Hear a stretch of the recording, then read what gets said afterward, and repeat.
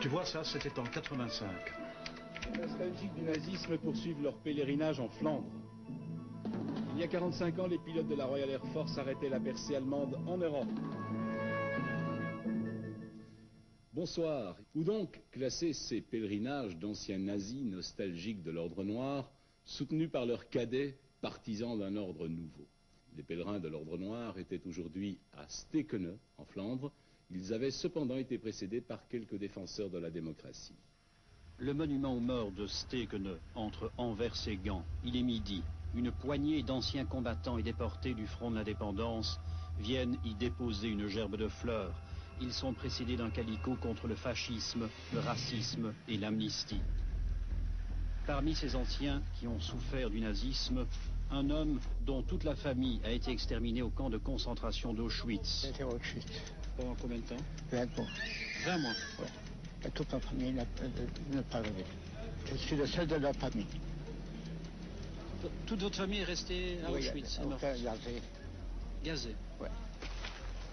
Les raisons de cette manifestation patriotique, ici à Stekene, des SS, flamands anciens du front de l'Est, veulent organiser cet après-midi une cérémonie d'hommage aux Flamands qui ont combattu avec les nazis. Ici à Stekene, il y a un monument aux SS et nous n'avons pas ça. C'est ici, derrière cette grille ouverte et sans inscription ce matin, que se trouve un parc avec une pelouse magnifiquement entretenue où régulièrement des nostalgiques du nazisme viennent symboliquement fleurir ceux qui ont combattu dans le camp de Hitler.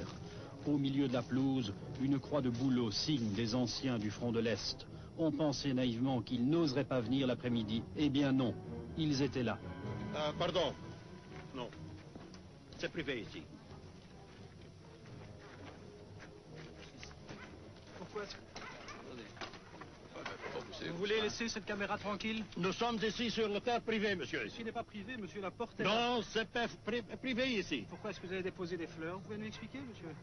Ça vous intéresse pas? Si, ça nous intéresse beaucoup. Voilà. C'est aussi privé. Vous retirez votre main de la caméra. Attention! Attention! Sous les yeux indifférents des gendarmes, impunément ces nostalgiques du nazisme viennent fleurir cette pelouse qui est en effet un lieu privé, puisqu'il appartient à une association d'anciens SS. Tu connais celui-là? Non. Ça, c'est Bert Eriksson. Bert Eriksson, Eriksson, ça s'écrit avec 2 S. Ça tombe bien, comme SS. C'est un ancien des jeunesses hitlériennes. C'était le Führer du VMO, le Vlaamse Militanten Orde. On va le retrouver plus tard, très souvent, tu verras. Retiens ce nom. Parmi eux, Bert Eriksson, le Führer du VMO, condamné récemment à 1 an de prison pour constitution de milice privée. Signalons que ce genre de cérémonie a été condamné et interdite en correctionnel, en appel et même en cassation.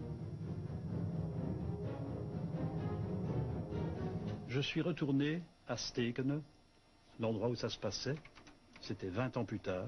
Tu vas voir.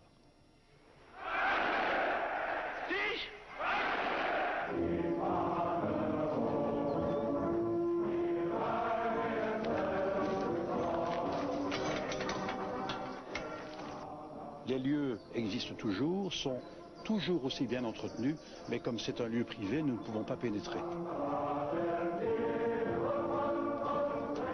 À l'intérieur, la croix de bouleau, qui est l'insigne des SS de la Légion flamande pendant la guerre 40-45.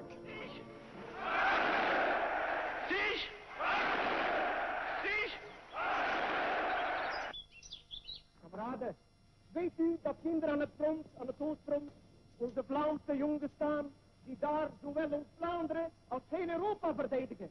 Wilt u dat die kinderen later zeggen, onze vaders zijn te last geweest om Vlaanderen te verdedigen? Vlamingen, jullie plaats allemaal, is in de rangen van de SS-stormbrigade Langemark. 10 000 Flamands ont répondu à l'appel des nazis et sont partis combattre avec eux sur le front de l'Est. 2000 dans les rangs des SS, la garde personnelle d'Adolf Hitler.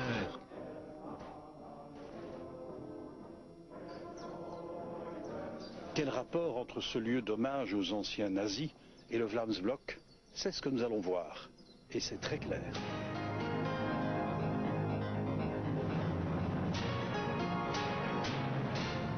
D'importantes forces de gendarmerie ceinturaient le cimetière militaire allemand de Lommel aujourd'hui.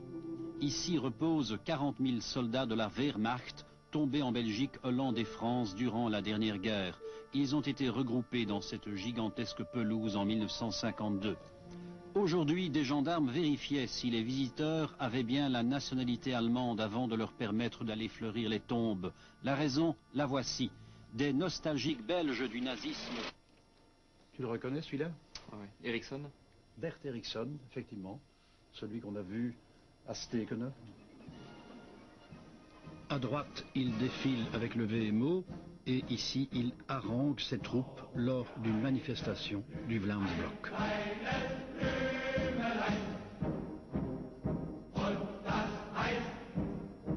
Des nostalgiques belges du nazisme comme Eriksson, l'ex-führer du VMO, viennent chaque année le premier dimanche de novembre fleurir les tombes de 38 SS flamands tués en combattant avec les nazis. Et cela pour en faire une manifestation à la gloire du national-socialisme. Cette année, par décision du ministre de l'Intérieur Louis Tobak, les gendarmes interdisaient l'accès à ce lieu voué au seul recueillement. Les forces de l'ordre ont dû utiliser autopompes et gaz lacrymogènes pour repousser une centaine de nostalgiques flamands du pas de loi, que ce soit du VMO, du Voorpost. Tu reconnais celui-là? Oui. Philippe de Winter. Philippe de Winter, qui depuis est devenu le numéro 1 incontesté, même s'il n'en est pas le président, du Vlaamsblok. Philippe de Winter, qui était également présent. Et alors un autre personnage que tu n'as pas vu, et pour cause, parce qu'il a physiquement beaucoup plus changé. On va aller le chercher, tu vas voir. Tu me diras si tu le reconnais. Il est sur cette image. Tu vois quelqu'un que tu connais? Et que tous les téléspectateurs connaissent d'ailleurs. Non, je ne vois personne. Ça te dit quelque chose? Pas vraiment, non. Et avec cette photo, Gerolf Annemans. Gerolf Annemans, qui est aujourd'hui le numéro 2 du Vlaamsblok. C'est lui qui représentait le Vlaamsblok à la commission Dutroux. Il a reçu un blâme pour avoir trahi le huis clos.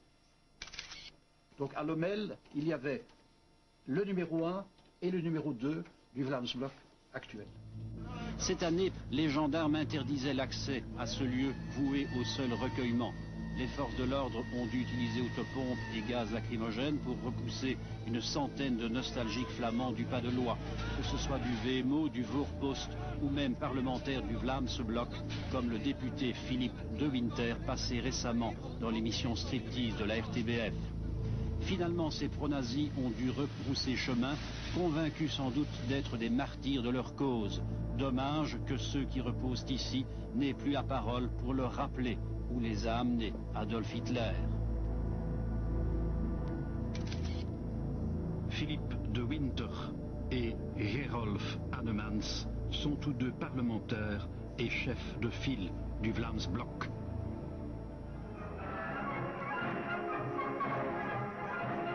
Évidemment, aujourd'hui, ils préfèrent maquiller ce passé nazion politiquement pas très présentable. Pour leurs affiches de propagande électorale, ils posent tout sourire en costume cravate.